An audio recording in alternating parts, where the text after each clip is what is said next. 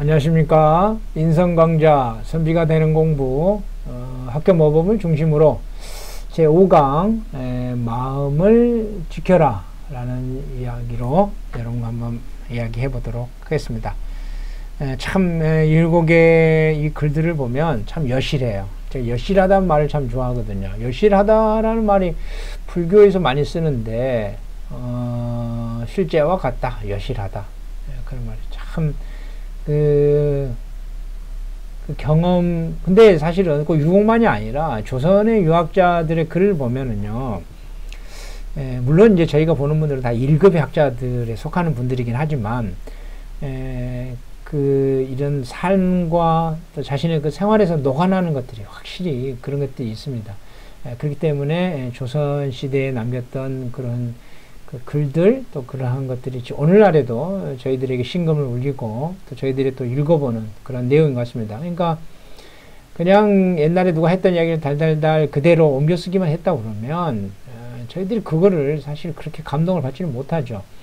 근데 이제 그 이야기들을 자신의 삶 안에서 녹이려고 했고 그 쉽지는 않거든요. 여러 가지 면에서. 근데 그런 것들을 또 이겨내려고 하고 또 자기만의 그런 방식으로 풀어나가려고 하는 그런 이야기들을 읽을 때마다 굉장히 오래 전에 살았던 분임에도 불구하고 굉장히 생동감 있게 느껴지는 경우가 종종 있습니다.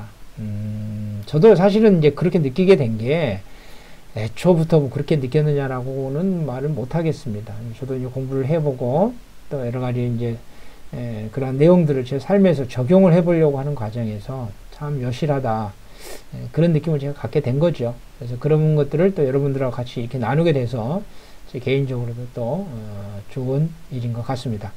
자, 그러면 오늘 5강 마음을 지켜라 라고 하는 그 내용에 대해서 한번 살펴보도록 하겠습니다.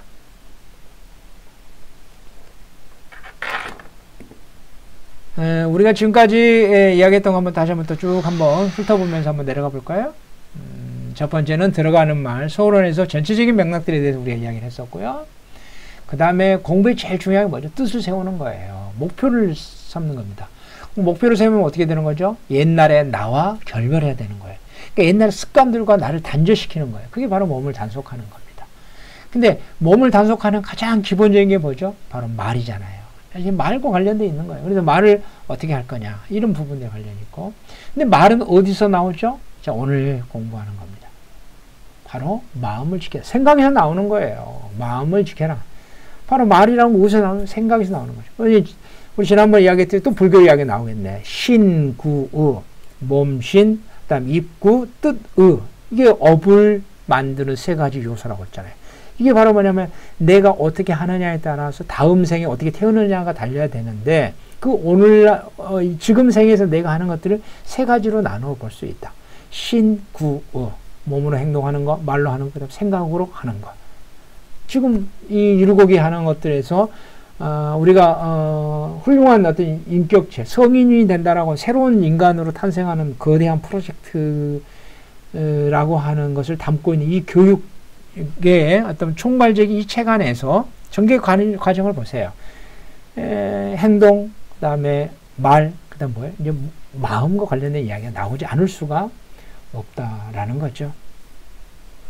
자, 그러면 이제 마음과 관련된 이야기들 먼저 한번 이야기를 한번 읽어보도록 하겠습니다. 다섯째는 본마음을 간직함이니, 배우는 사람이 몸을 닦으려면 안으로 마음을 바로잡아 외물의 유혹을 받지 않아야 한다. 그런 뒤에야 마음이 태연하여 온갖 사특함이 물러나 진실한 덕에 나아갈 수 있게 된다. 그러므로 배우는 사람이 먼저 할 일은 마땅히 마음을 가라앉히고 가만히 앉아서 본 마음을 간직하여 조용한 가운데에서 흐트러지지도 않고 사리에 어둡지도 않음으로써 근본을 세우는 것이다. 이를테면 일념이 생길 때에는 반드시 선악의 기미를 살펴 그것이 선일 때에는 그 의리를 궁구하고 그것이 악일 때에는 그 싹을 근절하여 본 마음을 간직하고 본성을 기르고 성찰하여 노력이 끊이지 않으면 모든 언동이 의리의 당연한 법칙에 부합하지 않음이 없을 것이다. 참 좋네요. 조금 그래요. 자, 여기도 사실은 이게요, 이제 철학적으로는 굉장히 어려운 그 미발, 이발 공부도 여기 다 안에 지금 녹여 들어가 있는 이야기입니다. 자, 어떻게 한번 이야기들이 나오나 한번 풀어보겠습니다. 자, 밑줄을 한번 그어가면서 해야 되겠죠? 자, 이건가? 네, 좋습니다. 여기 이 마음이라고 하는 것에 대한 이야기들이죠. 마음. 여기 마음을 지켜라 할 때 이 마음이에요. 마음이라고 하는 것을 이제 어떻게 보느냐, 이제 이런 건데, 사실이라는 것은 이제 여러 가지, 오늘날에 있어서 여러 가지 이제 의미를 갖고 있는데, 여기서 말하는 마음이라는 것은 지정의, 옛날엔 지정을 하고 저희 때는 배웠는데, 인지, 정감, 그 다음에 의지, 이렇게 됐잖아요. 근데 우리 때는 이 지정을 하고만 했지, 이건 지가 뭐고 정이 뭐고 의가 뭐다 이렇게 안 했었어요. 근데 오늘날 네이버가 사전 같은 거 이렇게 찾아보면 뭐냐면 인지, 정감, 그 다음에 의지를 갖다가 행동, 그렇게 이야기하죠. 그러니까 바로 생각이 행동을 이끄는 거다. 그런 걸 우리가 또 금방 또 알 수 있잖아요. 거기 안에도 나와 있잖아요. 지정, 의라고 할 때 이 의라고 하는 게 생각이거든요. 생각이 뭐예요? 여기서 말하는 마음이라는 거죠. 마음의 중요한 기능 중에 하나가 생각이잖아요. 근데 이 생각이 바로 행동을 컨트롤 하잖아요. 그러니까 인지, 정감, 행동, 이렇게 오늘날에는 그렇게 이야기를 하더라고요. 그 행동이 바로 뭐냐면 바로 이 마음의 생각인 거고, 그게 바로 욕구, 이렇게 이야기도 할 수도 있다는 겁니다. 결국 뭐냐면 세상 만사가 뭐에 달려있다? 마음먹기에 달렸다. 이제 그런 이야기. 그런 이야기를 할 수 있죠. 뭐 여러분 혹시 들어보셨나요? 정신일도 하사불성. 정신이 일도하면 무슨 일인들 못할 것이 없다. 예, 정성이 지극하면 새와 돌도 열린다라고 하는 그런 의미를 가지고 있는 말이죠. 이제 그게 사실은 그 어디에 나오는 거죠? 서마천의 사기에 그 한나라 때의 이광 장군에 나온 이야기잖아요. 뭐냐면 이광 장군이 어느 날 밤길을 가고 있는데 수필에 호랑이가 있는 거예요. 그리고 놀래가지고 화를 써. 이 이광 장군이 천하의 명사수였답니다. 그러니까 딱 명나없이 맞췄죠. 근데 이 호랑이가 맞았으면 쓰러져야 되는데 안 쓰러지는 거예요. 그대로 있는 거죠. 그래서 이광이 이게 어떻게 된 거야 하고 가까이 갔더니 돌이었다는 거죠. 유명한 이야기 있지 않습니까? 그게 바로 정신일도 하사 불성, 이런 이야기죠. 세상은 마음먹기에 달렸다, 이런 말이죠. 간절히 원하면 이루어지는 것이죠. 간절한 소망이 있는 사람은 반드시 성공합니다. 지금 무슨 공부하는데 뚱딴 데 없이 이런 이야기 하느냐? 연결되어 있습니다. 성인이 된다고 하는 건요, 가난하게 산다든지 불행하게 산다는 게 아닙니다.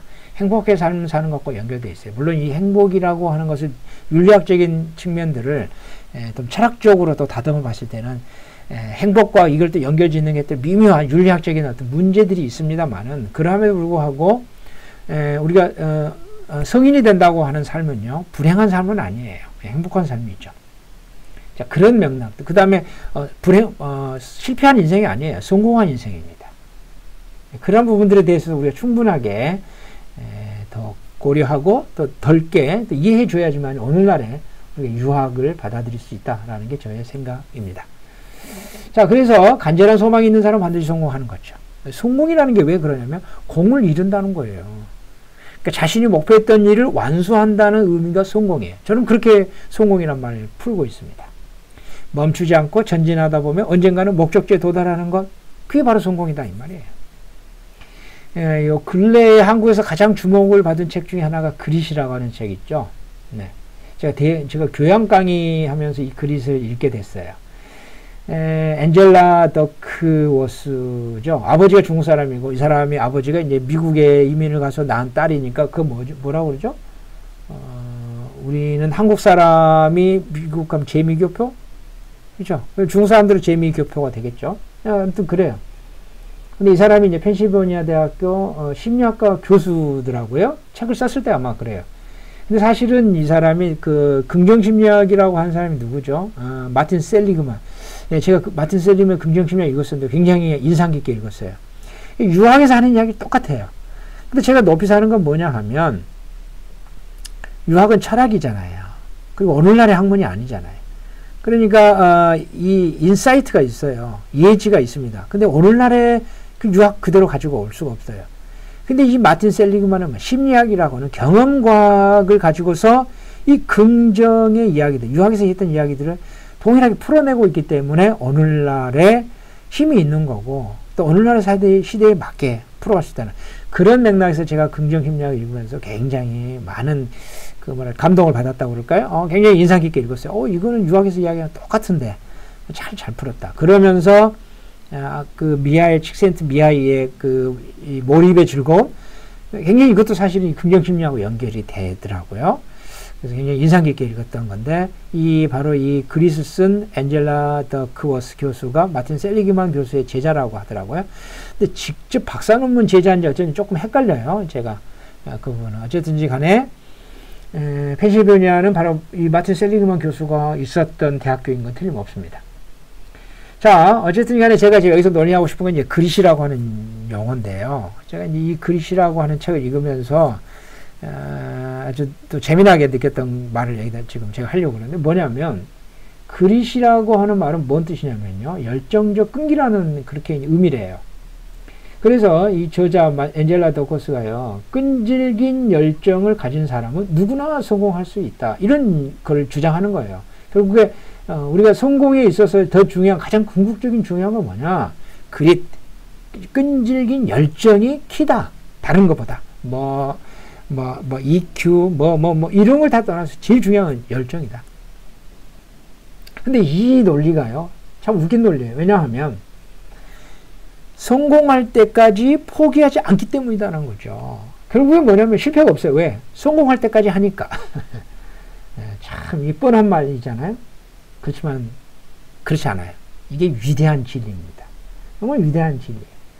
제가 이걸 읽으면서 참 이게 뻔한 말인데도 이 위대한 진리란 말이에요. 이것이 이렇게 많이 팔렸다고 한다면, 이 위대한 진리를 알고 있는 대한민국 사람이 얼마나 많은가, 저는 그렇게 해서 생각을 하게 됐습니다. 진리예요. 꿈이 있는 사람은요, 절대 실패하지 않아요. 왜냐하면 성공할 때까지 그 꿈을 향해 가기 때문에 그런 겁니다. 중간에 넘어지는 건 너무나 많아요. 근데 그게 실패가 아니에요. 그는 뭐냐면 성공으로 가는 과정인 거죠. 그렇습니다. 그런 이야기를 한 거예요. 근데 그게 이제 이 앤젤라 더커스의 힘은 뭐냐면 심리학을 했기 때문에 경험 데이터를 가지고 했다라는 거예요. 그래서 제가 이 사람들이 참 부럽더라고요. 저는 철학을 하는 사람이기 때문에 경험 데이터를 가지고 하는 게 아니잖아요. 근데 이 사람들은 이 경험 데이터를 가지고서 과학이라고 하는 그 데이터를 가지고 하는 거예요. 근데 솔직히 까놓고 이야기하면 과학 영역 중에서 심리학이라고 하는 게 정말로 과학다운 과학일까? 이 문제를 또 하면 과학자 세계 안에서 심리학이 또 어떤 위치를 차지할까? 제가 거기 분야는 또 들어가지 않았긴 하지만은 역시 또 약간의 또 변두리가 아닐까, 좀 그런 생각도 갖고 있습니다. 자, 제가 이제 좀 다른 이야기를 한번 해보려고 그러는데요. 생각이 바뀌어서 위대한 인물, 우리 유학을 하니까 조금 이제 교회로 좀 넘어가서 한번 우리 바울이라고 하는 인물에 대해서 조금 한번 이야기를 해보려고 합니다. 바울이라고 하는 인물이요, 바울이 없었으면 오늘날에 기독교 없었다고 할 정도의 평가를 받는 인물입니다. 근데 원래 이름은 뭐죠? 사울이에요. 근데 사울인데 이제 바울이, 왜 사울이 바울이 됐느냐? 이제 그거에 대해서는 몇 가지 이유가 있는데, 이 회심을 경험한 후에 이름이 이제 바울이 됐다는데, 사울은 큰 사람이란 뜻이고 히브리죠. 그다음 로마식 이름이 이제 바울이라는데 작은 자라고 하는 이유라고 합니다. 바울 스스로는 이제 혈통적으로는 히브리인 중에서 히브리인이고, 학문으로는 당시 최고의 학자였던 가말리엘에게서 배웠고, 신분으로는 로마 시민권을 가지고 있어요. 이 로마 시민권 굉장히 큰 의미를 갖고 있는 겁니다. 또 베냐민 지파죠. 베냐민은 사실 12지파 중에 막내 지파이긴 하지만은 8일 만에 할례를 받은 순수 혈통 히브리연이었죠. 그래서 가말리엘이 누구냐면 바로 랍비 중에 최고의 랍비로서 존경할 라반이었단 말이죠. 그리고 또 이 사람, 이 바울이 누구예요? 로마 시민권을 가지고 있었던 거예요. 그러니까 바울이 나는 가말리엘 제자고 또 이 문화에 배운 자존심이 들어있어요. 근데 사실은 이제 왜 그런 이야기를 했냐 하면, 본인이 성교와 관련된 이야기를 할 때 이제 그렇게 한 거긴 합니다만은, 로마 시민권이 가지고 있는 그 영향력은 어떤 거냐면, 이제 빌립보에 가서 선교하다가 감옥에 갇혔을 때 본인 스스로 막 그 고문을 구타를 당했잖아요. 그랬을 때 자기가 난 로마 시민권자인데 니네가 함부로 할 수 있느냐 그랬을 때 간수장이 두려워했다라고 하는 이야기 안에서도 로마 시민권이 가지고 있는 어떤 그 위상과 어떤 알 수 있죠. 자, 그런데 이제 이 바울이라고 하는 인물이 다메섹, 요즘에 저 어디죠? 거기가 시리아인가 다마스코스라고 그러더라고요. 근데 이제 성경에는 다메섹이라고 나오는데요. 그 다메섹으로 가는 과정에서 회심을 하게 되는 거죠. 이제 거기 가게 되는 것도 그 도망갔던 그 뭐죠? 예수교를 믿는 사람들을 잡으러 가는 중에 이제 그런 과정이었죠. 왜냐면 바울이 이 회심 전에는 아주 근본적인 유대교인이었기 때문에 이제 그런 거잖아요. 근데 이제 이 사람이 회심을 하고 나서 삶이 완전히 바뀌게 되잖아요. 이렇게 교회 안에서의 어떤 이 기독교가 오늘날의 이 세계화된 기독교로 바꾸는 데 있어서 중요한 것 중에 한 인물을 꼽자면 역시 바울을 꼽고 있거든요. 물론 많은 인물들이 꼽죠.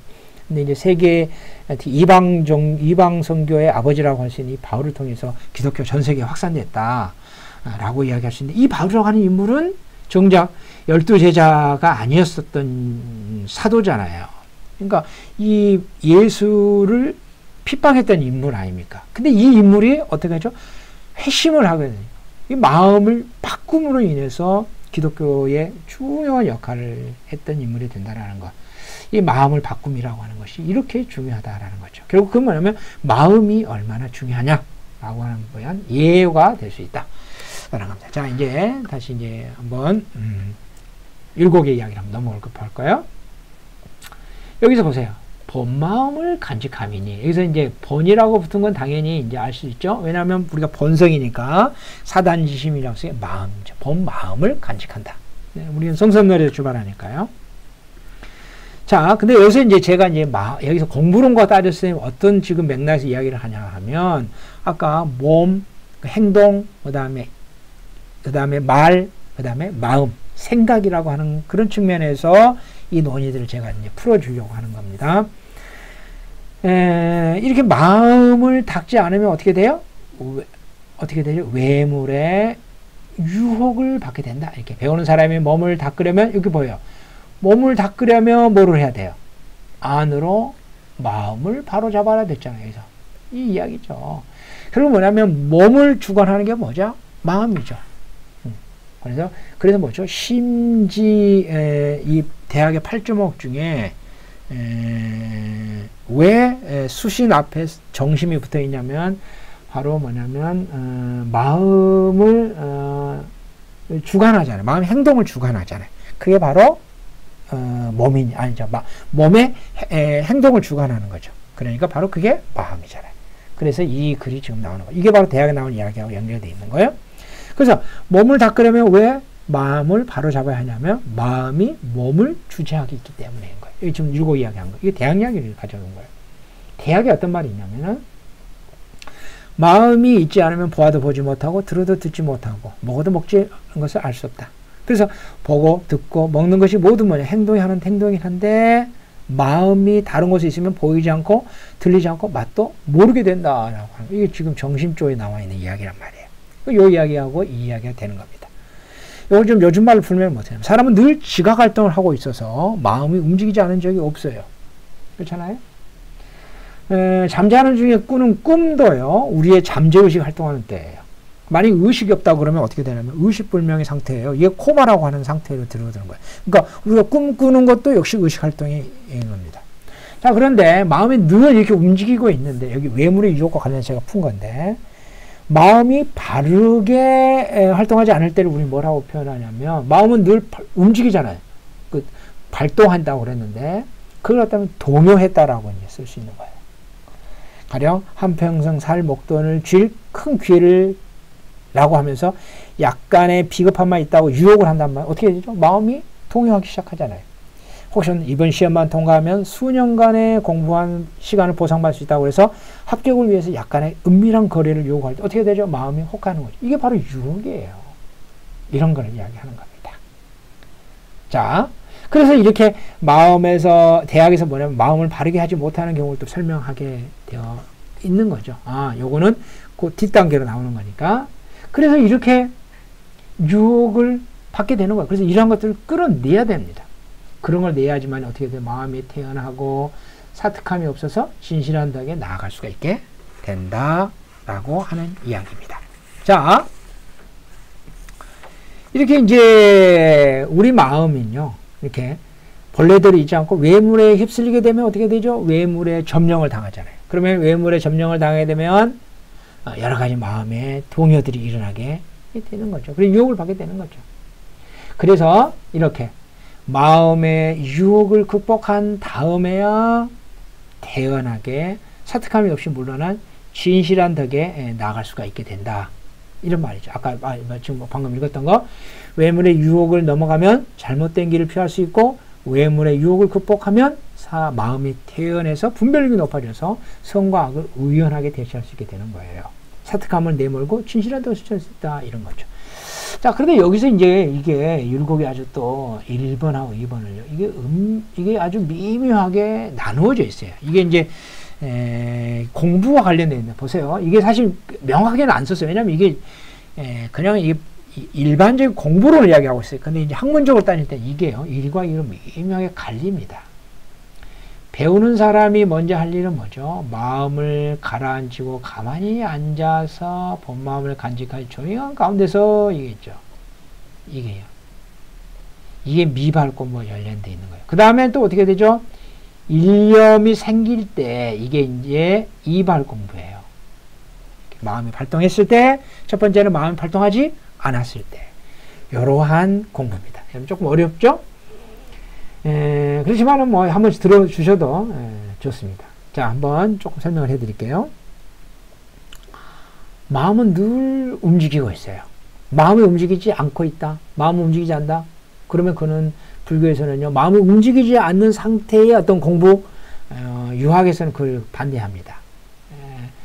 혹시 불교는 마음이 움직이지 않는 어떤 상태의 것을 추구하는 게 아니냐? 그렇기 때문에 불교에서 추구하는 공부는 잘못됐다. 이런 게 이제 유학의 기본 입장이에요. 마음은 어느 순간이든지 간에 움직여요. 미발에 마음이 발동하지 않았더라도 의식은 움직이고 있다라는 게 유학의 기본 전제입니다. 만약에 의식이 움직이지 않고 있다? 그러면 그거는 뭐냐면 코마의 상태다. 그것이 의식이 없는 거다. 그런 거는 우리는 상정하지 않는다라는 거예요. 의식은 움직이고 있어요. 근데 의식이 움직이는 과정에서 마음이 발동했을 때, 마음이 발동하지 않았을 때, 이렇게 이제 나누는 거를 이야기하는 겁니다. 자, 그래서 이제 생각으로 이렇게 발동하지 않았을 때 어떻게 하느냐라고 한다면, 마음을 가라앉히고 가만히 앉아서 본 마음을 간직하는 거예요. 조용한 가운데서 흐트러지지 않게 하고 사리 판단의 분별력을 높이는 거예요. 사리 판단의 분별력을 높이는 거는요, 사리 판단을 하고 있는 게 아니에요. 마치 거울을 깨끗하게 닦는 작업과 같아요. 거울을 깨끗이 닦은 것은요, 거울에 물상이 비친 상태는 아니죠. 그렇지만 뭐예요? 거울을 깨끗하게 닦아 놓은 거예요. 그래서 마음이 어떻게 되는 거예요? 물상이 다가오기만 하면 바로 비치는 거죠. 바로 그 자체로 비치는 거죠. 그런 상태를 유지하는 거예요. 그거를 조금 어렵게 이야기하면 늘 깨어있는 자세, 상성성이라고 이야기할 수가 있는 겁니다.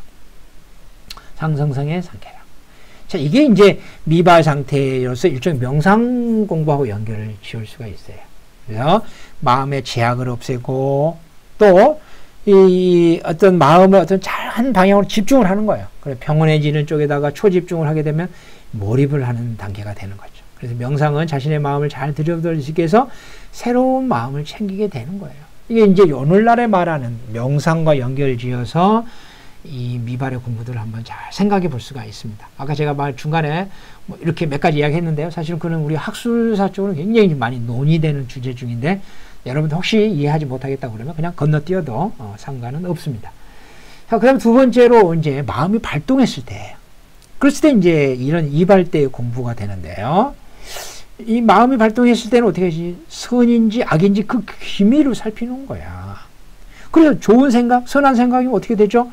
그 생각이 완벽하게 선할 수 있도록 국리 공부를 하는 거예요.